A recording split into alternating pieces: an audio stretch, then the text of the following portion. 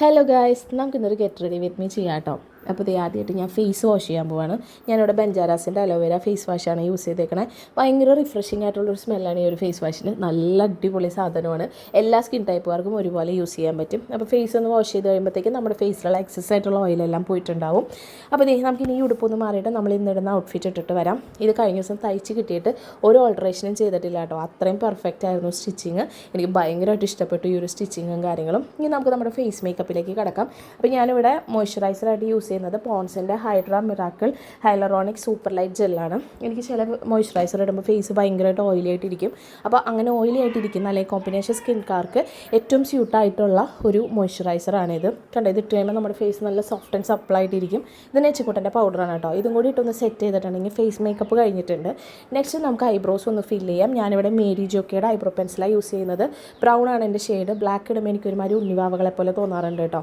Next നമുക്ക് ഡാസ്ലറിൻ്റെ eyeliner വെച്ചിട്ട് ഒന്ന് കണ്ണെഴുതി ഒരു പൊട്ടും കൂടി തൊട്ടിട്ടുണ്ടെങ്കിൽ നമ്മുടെ ഐ മേക്കപ്പ് കഴിഞ്ഞിട്ടുണ്ട്. ഇനി നമുക്ക് ലിപ്സ്റ്റിക്ക് ഇടാം. ഇപ്പോൾ ഞാനൊരു ലിപ് ലൈനർ എടുക്കുന്നുണ്ട്. അതും മേരി ജോക്കയുടെ തന്നെയാണ്.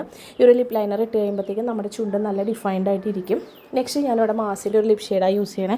ഞാനൊരു മാസിൻ്റെ ഫാനല്ല, ബട്ട് ഞാനൊരു ലാക്മി ലിക്വിഡ് മാറ്റിൻ്റെ ഫാനാണ്. പക്ഷേ ഈ ഒരു ഷെയ്ഡ് എനിക്ക് ഭയങ്കരമായിട്ട് ഇഷ്ടപ്പെട്ടായിരുന്നു. മുടി അയച്ചിടാമെന്ന് വിചാരിച്ചു, പക്ഷേ ഞാൻ 2 വീലറിനാണ് പോണത്. അപ്പോൾ മുടി പറക്കും. അപ്പോൾ അതുകൊണ്ട് ഞാൻ ജസ്റ്റ് ഒരു ബനാന ക്ലിപ്പ് വെച്ചിട്ട് മുടി ഒന്ന് ടൈ ചെയ്ത് കൊടുത്തിട്ടുണ്ട്. ഇനി ആ ഫ്രണ്ടിലുള്ള ബേബി ഹെയറൊക്കെ ഒന്ന് തട്ടി മുഖത്തോട്ട് ഇട്ടിട്ടുണ്ടെങ്കിൽ ഹെയർ മേക്കപ്പും കഴിഞ്ഞിട്ടുണ്ട് കേട്ടോ. അപ്പോൾ ഇതാണ് നമ്മുടെ ഇന്നത്തെ ഒരു ഓവറോൾ മേക്കപ്പ് എന്ന് പറയുന്നത്.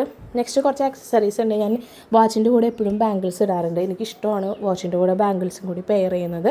അപ്പോൾ അതും കൂടി കഴിഞ്ഞിട്ടുണ്ടെങ്കിൽ ഓൾമോസ്റ്റ് നമ്മുടെ മേക്കപ്പ് എല്ലാം കഴിഞ്ഞിട്ടുണ്ട്.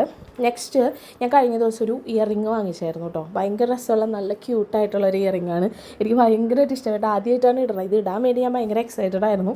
ഭയങ്കരമായിട്ട് ഇഷ്ടപ്പെട്ടു. അപ്പോൾ ഇയർ റിങ്ങും കൂടി കഴിഞ്ഞ് കഴിഞ്ഞാൽ ഇതാണ് നമ്മുടെ ഒരു ഫൈനൽ ഔട്ട് എന്ന് പറയുന്നത്. ഞാൻ പറഞ്ഞില്ലേ, കോസ്റ്റ്യൂം അടിപൊളിയായിരുന്നു. അപ്പോഴാണ് ധനീഷ് വിളിച്ചപ്പോഴാണ് ഞാൻ സിന്ദൂരത്തെക്കുറിച്ച് ഓർത്തത്. അപ്പോൾ തന്നെ ഞാൻ ഓടിപ്പോയി ഇത്തിരി സിന്ദൂരം കൂടി ഇട്ടു. എനിക്കിഷ്ടമാണ് സിന്ദൂരം ഇടുന്നത്. നമ്മുടെ ഫേസ് കുറച്ചുകൂടി ബ്രൈറ്റ്നപ്പ് ആയ പോലെ തോന്നും. അപ്പോൾ ഇതാണ് ഓവറോൾ എൻ്റെ ഒരു മേക്കപ്പ്.